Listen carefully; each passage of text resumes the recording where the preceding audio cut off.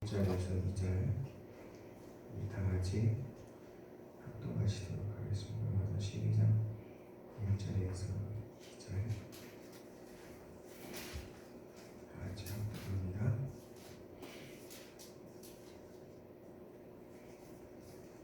같이 읽겠습니다. 그러므로 형제들아, 내가 하나님의 모든 자비하심으로 너희를 권하노니 너희 몸을 하나님이 기뻐하시는 거룩한 산 제물로 드리라. 이는 너희가 드릴 영적 예배니라. 너희는 이 세대를 본받지 말고 오직 마음을 새롭게 함으로 변화를 받아 하나님의 선하시고 기뻐하시고 온전하신 뜻이 무엇인지 분별하도록 하라. 삶이 예배다. 제목으로 잠시 말씀을 하겠습니다. 그런 분들 있죠. 직장에서 아니면 어떤 공동체에서 아주 사람들을 피곤하게 만들고 또 사람들한테 아주 깐깐하게 하고 또 사람들을 아주 힘들게 하는 그런 사람들이 있습니다. 그런데 더 충격적인 것은 그 사람이 너무 피곤하고 스트레스 받게 하고 남들을 되게 불편하게 하고 힘들게 했는데 더 우리에게 충격을 주는 이유는 그 사람이 교회를 다니는 사람이었다는 거죠. 그래서 사람들이 그런 얘기하죠. 그 사람 교회 다니는 사람이었어? 그러면서 막 엄청 놀래잖아요. 야, 교회 다니는 사람이었어? 막 이러면서. 그래서 사람들이 자기 교회 다니는 거 막 숨겨요. 교회 다니는 거 말 안 합니다. 숨기고 안 다니 척하고 다니다가 우연한 사건을 계기로 해서 이제 이렇게 드러나죠. 왜 우리가 그런 일이 벌어질까요? 예전에 전도사로 이렇게 어떤 교회에 이제 부임을 했는데 거기 좀 역사가 오래된 교회였어요. 근데 그 교회 딱 가는데 전도사니까 처음 갔으니까 이제 예배 끝나고 이제 성도님들 이렇게 나오면서 잘 오셨어요, 반갑습니다, 인사하는데 그중에 어떤 분이 그러시다. 나 이 교회 40년 다녔어요.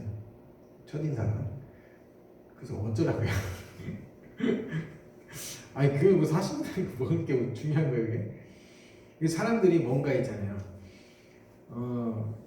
복음을 제대로 이해하지 못한 거예요. 복음을 이해하지 못하고 종교적인 행위, 종교적인 이런 것들에 굉장히 그 행위와 이런 것들을 통해서 그 자신의 어떤 만족과 신앙의 그런 가치를 유지하려고 하는 그런 어떤 조금 성경에서 말하는 복음에서 말하는 것과는 조금 차이가 있는 그런 신앙을 가지고 있는 거죠.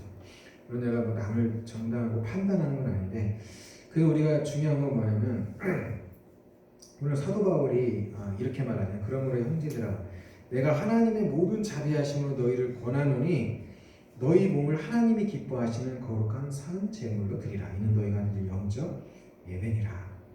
그러니까 우리의 삶을, 우리 자신을 하나님 앞에 예배로, 제물로 우리 자신을 하나님 앞에 드리라는 거예요. 왜 그렇게 말했을까요? 원래 우리가 생각하는 종교적인 개념으로 생각했을 때는 그렇게 말하면 안 되죠. 원래 우리가 생각하는 종교적인 개념으로는 우리가 하나님을 더 예배를 잘하고 하나님 앞에 잘 드리려면 뭐라고 해야 될까요? 시간을 잘 지켜라. 예배 태도를 바르게 해라. 아니면 예배에 마음을 다해서 드려라. 아니면 모든 것을 구별되게 해서 하나님을 위해서 드려라. 아니면 하나님 앞에 11조를 꼭 해야 된다. 뭔가 이런 구약적인 개념, 그런 종교적인 개념, 예배의 행위적인 개념들을 사도 바울이 말했어야지죠. 왜냐하면 이 12장은 우리가 복음을 받은 사람들이 어떻게 삶을 살아야 되는지, 성도가 어떻게 삶을 살아야 되는지를 이제 12장부터 설명하고 있는 거거든요. 그러니까 우리가 더 하나님을 기쁘게 해드리고 하나님을 원하는 삶을 살기 위해서 우리가 어떻게 종교적인 행위, 행동 이런 것들을 사도 바울이 강조하는 게 아니고요. 우리가 어떻게 해야 되는 규칙을 얘기하는 게 아니고 우리의 삶을 하나님께 드려야 된다라고 이렇게 얘기하고 있습니다. 자, 그래서 우리가 그 이유는 뭐냐면요. 우리가 이렇게 사도 바울이 설명한 이유는 사도 바울이 앞에서 복음을 설명했기 때문에 그래요. 복음이 무엇인가? 복음이 무엇인가를 사도 바울이 앞에 1장부터 죄가 모든 사람이 죄인이고 왜 죄에 빠져있고 그 죄를 하나님의 심판이 임하고 우리가 어떻게 하나님을 예수 그리스도를 통해 구원을 받고 하나님의 자녀로서 삶을 살아서 그리스도 예수 안에 참 생명을 얻고 자유함을 누리고 구원을 받는가, 그것에 대해서 앞에서부터 1장부터 쭉 설명하는데 마지막에 그렇게 구원받은 백성들이 어떻게 살아야 되느냐 해서 성도들의 삶을 이제 12장부터 설명하고 있는 거예요. 근데 처음 시작할 때 사도 바울이 우리의 삶이 하나님께 드리는 삶이 돼야 된다 이렇게 말하죠. 우리 자칫하면은 예배를 그렇게 생각할 수 있어요. 우리 이사야 말씀에 보면 이사야 말씀에 그러죠.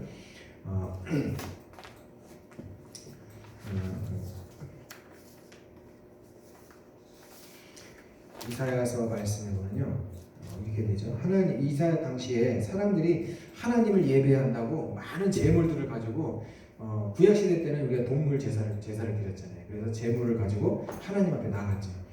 그래서 막 하나님 앞에 나가서 짐승으로 잡아가지고 피의 제사를 드렸죠. 그러니까 막 하나님이 그들한테 뭐라고 하냐면요. 제사 막 제물을 막 가져오니까 하나님 기뻐하셔야 될 거 아니에요. 근데 하나님은 그들한테 뭐라고 하냐면 너희가 내 앞에 여호와께서 말씀하시죠. 이사야 1장 11절에 너희 무수한 제물이 내게 무엇이 유익하며 나는 수량의 번제와 살찐 짐승의 기름에 배불렀고 나는 수송아지나 어린 양이나 수렴소의 피를 기뻐하지 아니한다. 너희가 내 앞에 보이러 온 이것을 누가 너희에게 요구하였느냐? 내 마당만 밟을 뿐이니라.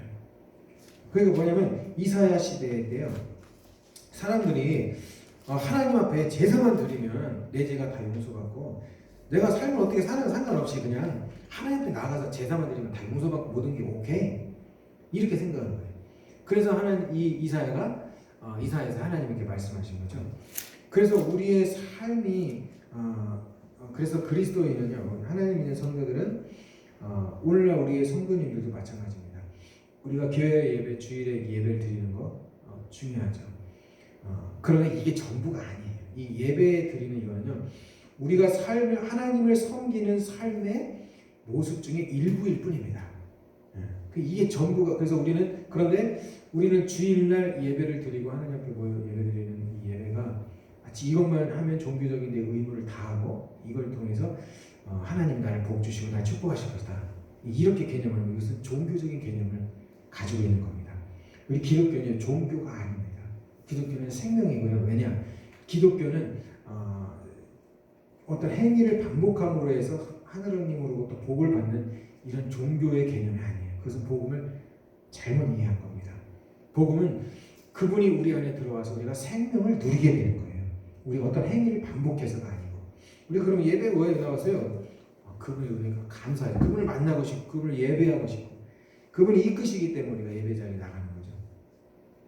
자, 그러면서 그래서 우리 기독교는요 이게 있어요. 우리는 신앙생활이 삶 따로 예배 따로가 아닙니다. 그건 종교적인 개념인 거죠. 그 기독교의 신앙을 잘 이해하기 위해서는 이 로마서를 잘 이해해야 되는데 사도 바울이 왜 이렇게 얘기했느냐 이것을 이제 좀 잠깐 설명을 드릴게요. 구약 시대에는 우리가 하나님 앞에 나아가려면 우리가 죄를 가지고 있어서 하나님 앞에 나아갈 수가 없죠. 그래서 하나님을 만나려면 우리의 죄의 문제를 해결해야 됐습니다. 그래서 그 죄의 대값을 반드시 누군가 치러야 돼요. 근데 그 죄를 누가 치렀어요? 구약 시대는요? 짐승이 대신 죽었죠. 우리가 짐승을 내가 가지고 키우는 짐승을 끌고 와서 그 짐승에게 내 손을 얹어서 내 죄를 전가시키고 그 죄를 전가시킨 그 짐승은 전가받은 그 짐승은 나 대신 죽임을 당하고 그 짐승의 피의 제사로 하나님 앞에 제물로 드려서 내 죄가 용서를 받는 그런 제도였죠. 구약 시대는.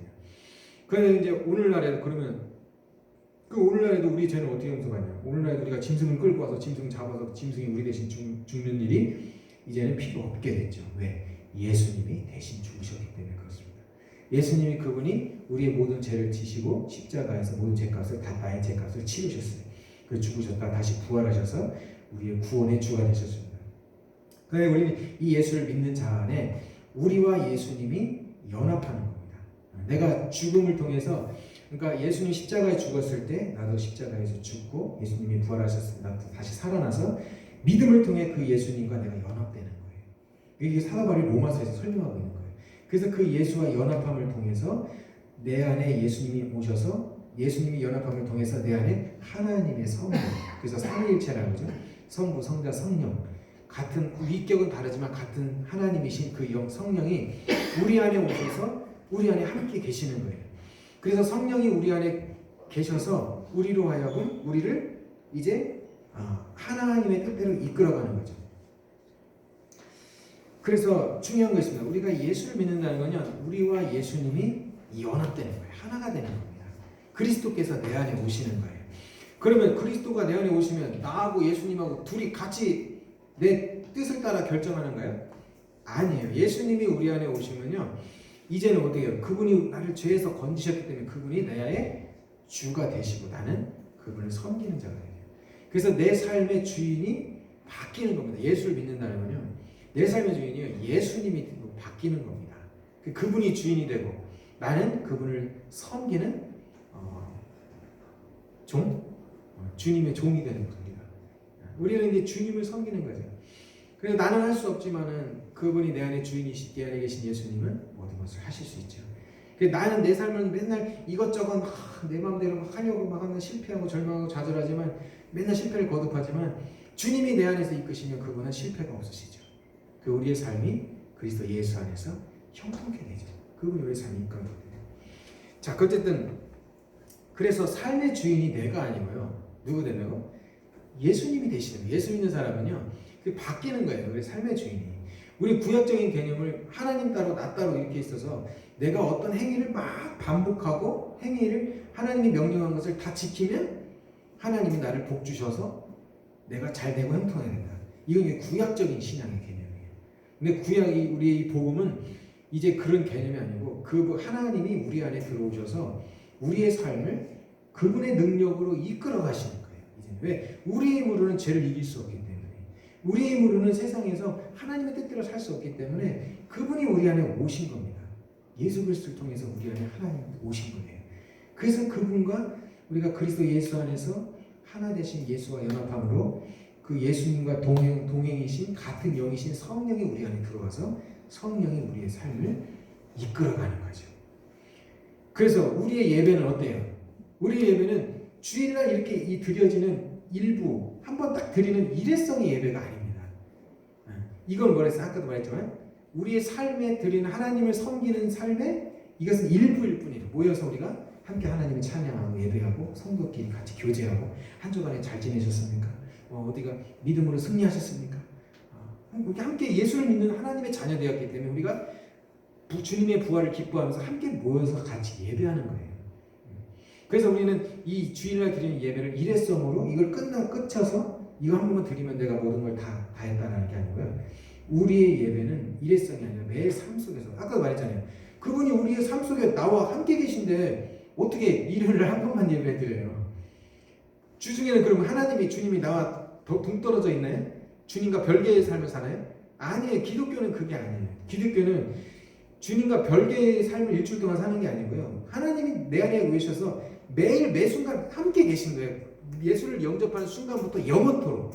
그렇기 때문에 주님이 계속해서 내 삶 속에 항상 계시기 때문에 우리의 예배는 일주일에 주일에 모여서 한 번 드리는 게 아니고요.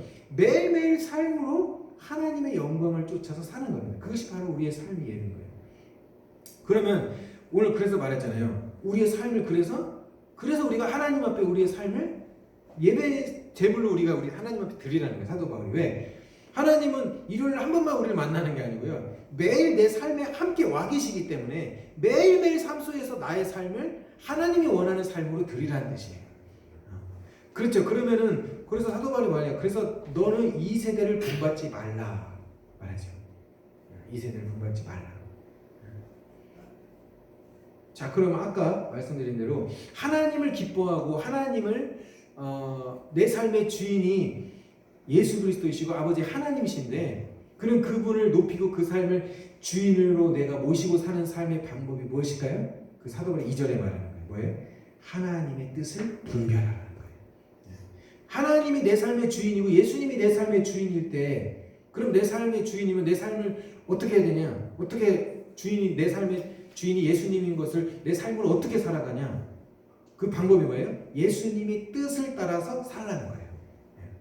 왜? 내 삶의 주인이 예수님이니까 하나님이시니까 그 하나님이 기뻐하는 뜻을 쫓아서 사는 것이 바로 하나님이 내 안에 주인된 삶이라는 뜻이에요. 그렇죠? 그래서 예수님이 내 안에 정말 주인이신데 그 주인과는 무관한 뜻으로. 예를 들어서 뭐 우리가 뭐 일을 직장을 다니거나 회사에서 일을 할 때도 그 회사 오너가 뭐 뜻하는 원하는 그 어떤 그 회사 경영 방침이 있잖아요. 그러면은 그 직원이 된 입장에서는 그 회사 오너가 원하는 그 정책에 맞춰서 일을 해야지, 오너하고 전혀 상관없이 무관하게 자기가 원하는 대로 자기 방식대로 자기 마음대로 막 일을 하면 어떻게 되겠어요? 그 사람은요 바로 해고돼야죠. 왜? 주위 오너하고는 전혀 상관없이 자기 마음대로 일하는 오너하고 정반대 길로 가니까. 그거는 뭐예요? 그 회사 그 사장과 그 경영주의 주가 그 뜻에 따라가지 않는 거겠죠. 그러니까 만약에 내가 회사의 그 경영의 방침에 사장을 존중하고 그 경영 동참한다면 그 회사 경영주가 말하는 대로 뭐 뜻하는 경영 계획을 따라서 우리가 따라가야 되죠. 우리의 삶 속에서도 내 삶의 주인이 예수 그리스도이시고 하나님이시라면 하나님의 뜻을 따라서 살아가야죠. 그래서 사도 바울이 뭐라는 거예요? 우리가 예수 그리스도 안에서 내 삶의 주인이 예수 그리스도가 구주가 되셨고 하나님이 우리 아버지가 되셔서 우리의 삶을 인도하시는 분이 되셨으니 이제는 너의 삶 속에서 중요한 건 뭐냐? 세상 사람들이 따라가는 것처럼 막 방탕하고 쾌락을 쫓고 정욕을 쫓고 온갖 악한 행동과 못된 짓을 따라가는 세상 사람들이 하는 그 행위들 반복하면 그것 본받지 말고 우리의 삶에서 정말 하나님 나를 통해서 내 삶에서 하나님이 기뻐하시는 것이 무엇일까라는 뜻을 분별하라는 거죠. 그래서 그 뜻을 분별하고 살아야 그 뜻을 분별하고 그 뜻대로 사는 것이 그것이 그리스도입니다라는 것을 사도 바울이 설명하고 있는 겁니다. 그래서 오늘도 우리가 아까 처음에 저도 말했죠. 저 사람 참 너무 까탈스러워, 너무 힘들게 해, 나를 너무 어렵게 해. 저 사람 왜 저래? 그거에 충격받았는데 두 번째, 근데 저 사람이 교회 다니는 사람이었어? 더 충격받죠. 그렇게 되면 안 돼요. 종교적인 사람이 되면 그렇게 됩니다. 우리 종교적인 사람이 되면요, 기독교 신앙을 구약적인 개념을 가지고 있으면요, 굉장히 깐깐하고 굉장히 완벽한 주의자를 추구합니다. 특히 기독교의 신앙이. 그래서 우리는 율법적인 신앙이 아니라 복음 안에 있어야 우리가 자유합니다. 남이 나를 어떻게 보는 거에 크게 신경 쓰지 않고 또 내가 어떤 일을 실패하거나 이런 것을 두려워하지 않고 모든 것에서부터 자유하는 그리스도는요 우리 안에 자유함을 주시는 분이에요. 그리스도 예수 안에서. 근데 우리가 자유하지 못하려면요 내가 내 스스로 완벽하려 하기 때문에 그렇죠. 내 삶의 아예 주인이 내가 돼 있다는 거예요. 그래서 힘들죠. 나를 힘들게 하죠. 완벽하게 살아가려고 막 노력합니다. 종교적인 행위, 종교적인 삶이에요. 우리 신앙생활도요 빠질 수도 있고 늦을 수도 있고 너무 힘들면 못 놀을 수도 있고 뭐 그럴 수 있어요. 근데 막 한 번만 빠지면 큰일 나요. 오늘 주일 예배 빠져가지고 가다가 사고 나서 주일 예배 빠져서 그래. 이거 완전히 종교적. 하나님이요 우리가 예배 한번 안 드렸다고 하나님 우리를 막 저주하고 막 하나님이 막 그러실까요? 그런 하나님 아닙니다. 하나님은요 우리가 잘하든 잘못하든 상관없이 우리를 사랑하시는 분이죠. 그러나 우리의 마음으로 그분을 더 사랑하기를 원하고 그분의 뜻을 따라서 살기를 원하시는 거죠. 그리고 그분과 늘 함께 하기를 원하시는 거죠. 하나님 그렇게 우리 안에 함께 계실 때 아까 말했잖아요. 그래서 예수님이 우리 안에 오셔서 성령으로 우리 가운데 함께 하셔서 우리의 삶이 우리 안에 생명이 있으니까 어때요? 생명이 있으니까 소망이 생기죠. 하고 싶은 욕, 하고 싶은 열정이 생기고 기쁨이 있고 긍정적인 생각들이 막 내 안에 생기고 물론 복음은 뭐 긍정이 아니지만 복음은 생명이지만 어쨌든 생명이 캄캄한 집 안에 여러분 캄캄한 우리 시골 같은 데 가면 요즘 폐허 된 집들 많잖아요. 그 안에 사람이 안 살면 어떻게 돼요? 아무리 잘 지어놓은 집도요 거미줄 치고 막 먼지가 쌓이고 막 저처럼 막 더럽고 막 으슥하고 막 무섭잖아요. 그 안에 사람이 살고 늘 청소하고 빛을 비추고 사람들이 모여 살면 집이 막 그 사람들이 그 분위기가 달라지듯이 우리 안에 예수 그리스도가 계시고 하나님 우리 안에 계시면 우리의 삶이 변화되게 되어 있습니다. 우리의 노력과 애씀이 아니에요. 그분으로 인해 예수 그리스도로 말미암아 우리의 삶이 변화됩니다. 그래서 오늘도 우리가 삶.